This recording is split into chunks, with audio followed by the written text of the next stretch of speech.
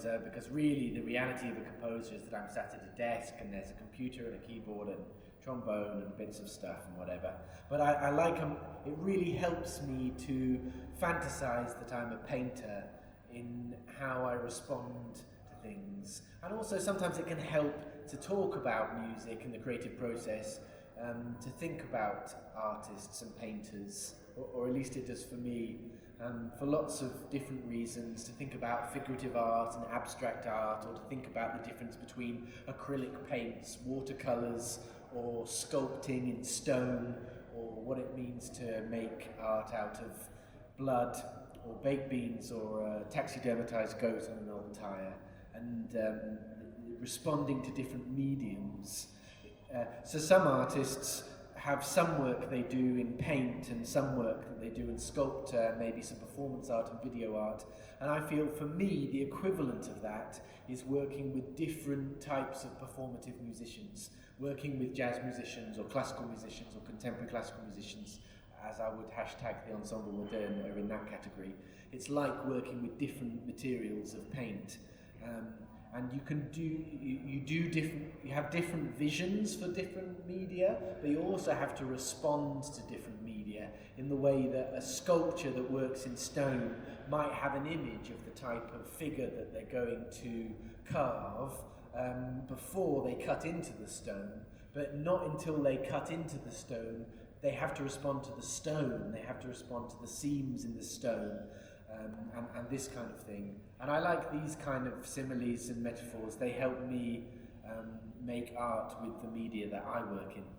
Does it also work for you like a composer? You have an idea in your head, it starts with a tune or with a feeling, and then you start actually composing, then it changes, or because you have to work with the material? Yeah, but I think of that the other way round. Actually, I start within the stone anyway, and everything is coming out. I'm a kind of small things into big things type of composer, really, because I'm so attached to the sensuality of something like melody or harmony. So everything is really starting on a very localized base, and then I grow out of it, but grow it.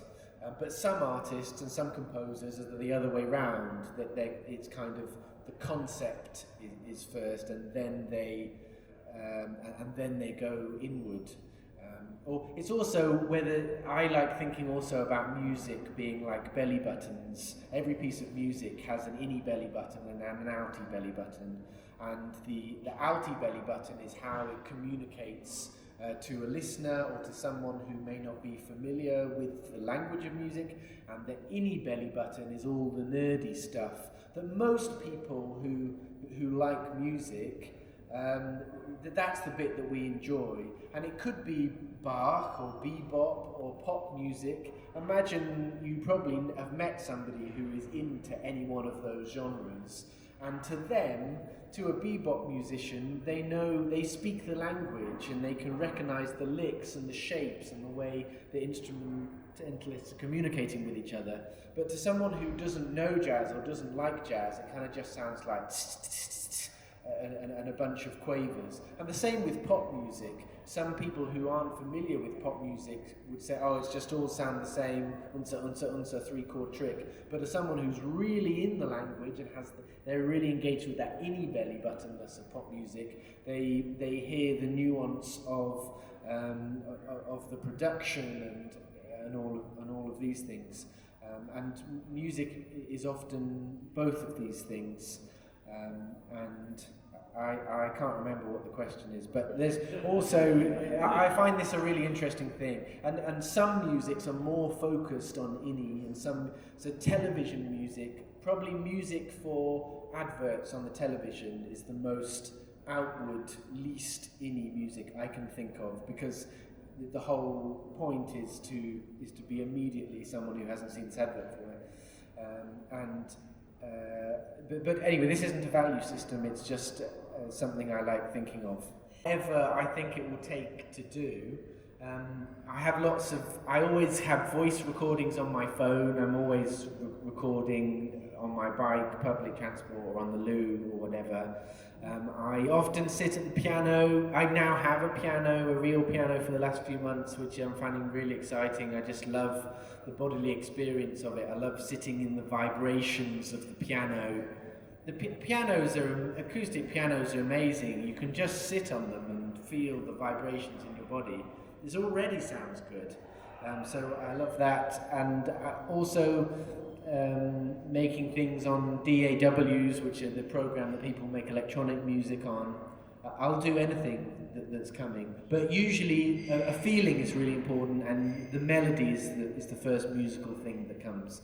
And I feel this is the thing I spend most time on my musical identity on, is to try and get the melodies. So I hope that the melodies feel distinctively me, even if you were to take any melody from my work and just play it on a clarinet or a recorder, I would recognise them anyway. Your own tune, you mean? I feel the tunes, if you were to take any melody from my tune, it is my hope, and it is the case, that they contain the character and DNA imprint of my work. So once you have a tune, how do you develop it into a composition, a written piece? Well, through feeling and craft, and I have starting tunes that can come to me instantly or improvisatory. I know what the answer is. The answer is I use different layers of music creating craft. And some of them are really slow and laborious, and I call those composer crafts. And some of them are really quick and spontaneous, and I call those improvising crafts. Because for me, improvising and composing is just on the same spectrum. Improvising is fast composing, composing is slow improvising. And I want to make music that in one sense feels like it's improvising all the time, and can have the magic that improvising can have, where it feels like it will just respond or suddenly go off in a different direction. It can turn on a dime. But also I want all the things that composed music can have, like for example writing something that is really homogeneous for symphony orchestra. It might happen through improvising, but it's really, really unlikely. So, and I feel my composer craft is often about sandwiching these things, manipulating time in a way to make a piece of music that seems like it's improvised in one sense. I want to make something that feels like it's looking you in the eye and you don't know what it's going to say next. But also it can have this sculpted Greek chorus-like feeling that large ensemble music can have. You once said too that you want the effect of your music to be experienced like as if quite physical, as if you, for instance, bite into a strawberry. So how do you mean that? I like these images. I think of whenever I get stuck with music, or I think, is this music, is this art, should this be funded, is this good, is this bad? I often like to bring it back to what would this be like if it was a piece of food or a meal you made for a friend. And I like, and so the sensation of eating is really important for me. Also, because eating we often don't do in public so much, but eating is often in human culture is really important. I can't really think of any human cultures or societies that I know that don't celebrate eating in some kind of way. So I like this, music in the community, music as a sensual thing, music that nourishes. Also, you can have foods. I'm terribly not. Sorry. There's somebody talking all the time, so perhaps you can go downstairs or listen to the talk. I find it very confusing. So I like food because sometimes you can eat I eat my favourite meal every day when I can, but you can also have foods that you can think of as being really healthy for your body, or foods that are interesting. Anyway, I like foods, so biting into a strawberry is a feeling that I would love to be able to harness in music. If you compare the piece, if you would call the piece Tonight, Don't Leave Me Behind, what kind of nourishment would it be? Oh, I'm not very good at answering this question. I can't answer this question. Would it be nourishing? Would it be healthy? I hope. Oh dear. I don't know. You'll have to. I'm honoured that you're coming to listen, and you can send me a message on Instagram and tell me. Take a picture of your stool sample tomorrow or something, and tell me whether it was healthy. I can't work the analogy so hard there. Okay.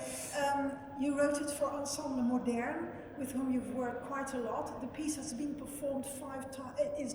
Tonight it has been performed 4 times. Tonight is the 5th time. Have you changed anything in your piece during this entire process? It was premiered, I think, in June in London, in Wigmore Hall. Have you changed anything since then? No, not important things. Just every day. There might have been a couple of mistakes in the editing or something. So yeah, I'm not somebody who re-edits pieces or goes back to them. I do feel when a piece is finished, it's finished. So I'm not changing important things about it. What would be a mistake in a piece of yours? Oh dear. No, there are no mistakes in my piece. It's like Louis Andriessen, who always said, there are only good wrong notes and wrong notes. Yeah, well, it just depends, because the piece of bringing a piece into reality is always happening within the restraints of reality. That there's a deadline. There's only so much time in the world. I'll be working with an editor in the last stages, and they will often be working to a deadline. So it's a lot. So the kind of tiny things. Why am I talking about mistakes? It could be a mezzo piano actually needs to be a piano, or it could be I've written an artificial harmonic on F, touching F, stopping at the B, when actually it needs to be touching F, stopping on the B flat. This kind of very small mistakes. That's really very minor, I think. Yeah. Yeah. Other composers make much bigger mistakes. Yeah. About the piece, Don't Leave Me Tonight. Don't Leave Me Behind. You talked before about the title. It has 3 lines, though. Your music is often called happy, exuberant, extravagant. First, what do you think of that? Do you agree? And it's often compared to comic strips as well. Okay, 4 things. Happy, yeah, I'm very happy with that. Some of my favourite music is happy, at least on the surface. But my favourite music also has, it doesn't whitewash the world of its suffering. There's also that, so for example, Louis Armstrong's Hot 5s and 7s, or a kind of carnival samba band. What's the second word? Exuberant. Well, I love exuberant art. In a way, the exuberance itself doesn't intrinsically cost anything. I love the magic that exuberant art can make. Extravagant, well, that's not my favourite word, but I don't really mind. And what was the other thing you asked?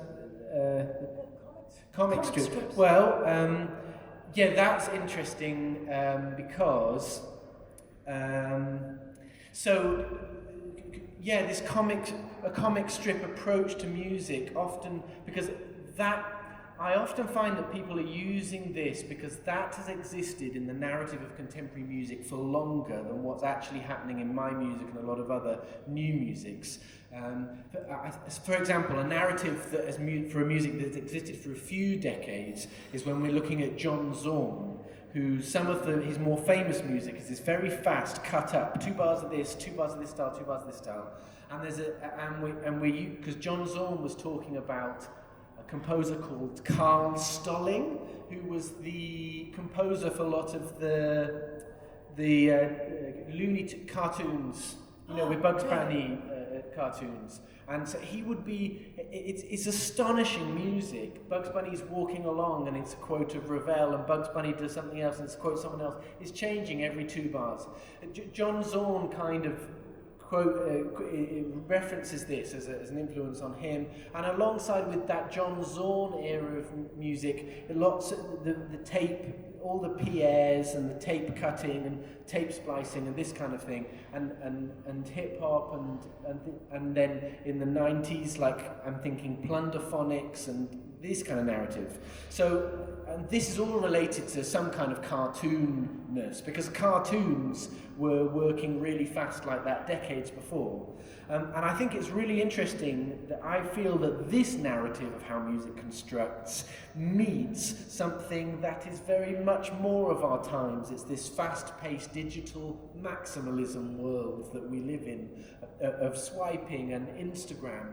And for me, back to cartoons, actually a genuinely really important experience was when I was younger, and I remember being, when I was about 21 and I was drunk and it was 2 a.m, and me and some friends who I like very much, we went to see Indespicable Me 2 at a big cinema in London. It's like these little Minions film. You know this film?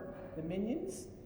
Minions, iemand? Yeah. Nee, ken ik niet. It's very genius characterizations of children, very fast-paced. It was like a laugh a minute, and this was a really striking experience of a kind of maximalism and energy that I feel that my music has, or I find it attractive, to the mind and the human experience.